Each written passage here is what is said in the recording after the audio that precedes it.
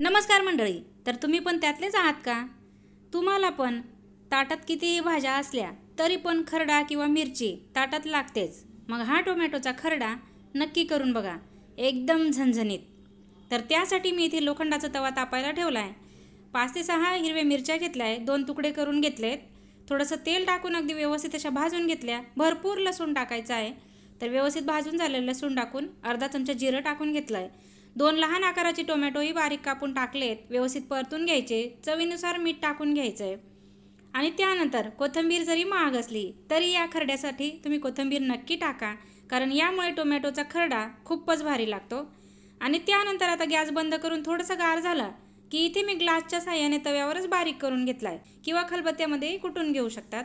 आणि थोडंसं तेल टाकून अगदी व्यवस्थित असा परतून घ्यायचा आहे. काय मग सुटलं ना तोंडाला पाणी? तर असा झणझणीत मस्त टोमॅटोचा ठेचा नक्की ट्राय करा.